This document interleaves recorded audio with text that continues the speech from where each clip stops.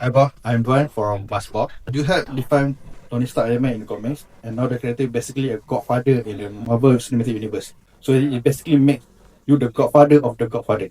I'm the co-father of what? Marvel Studios? Yeah. Well, no, I got to tell you a really funny story. Jim Starlin, right, who created Thanos and Captain Marvel and all that stuff. A few years back, I think before COVID, he and I were doing a panel on a convention, and he leans over. He goes, "Do you realize between the two of us, we've created about 2/3 of the Marvel Cinematic Universe?" I'm like, "Oh, you're right. Yeah, it's like, yeah, I have 18 credits in Marvel Productions." So yeah, he has a few more probably. How does it feel? Well, there's an interesting story how it all started.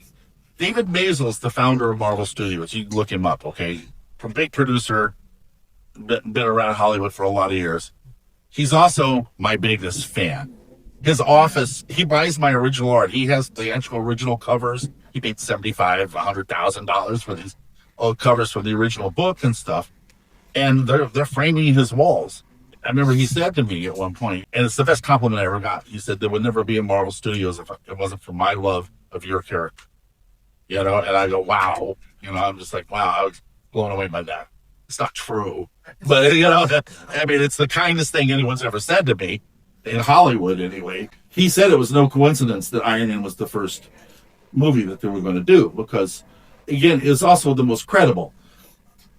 All you have to do is believe that armor works.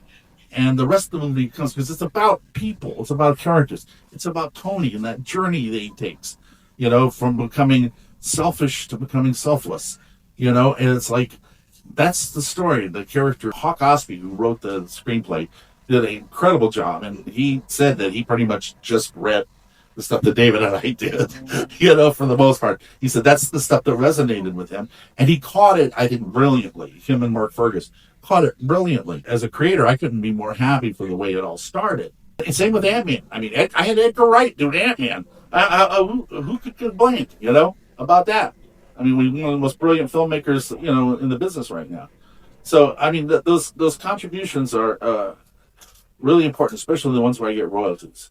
But I don't get any royalties for Iron Man, unfortunately, because it was pre-existing, right? I mean, we would not be here right now if it wasn't for the Marvel Cinematic Universe making the characters that I helped create part of the lexicon of this whole business.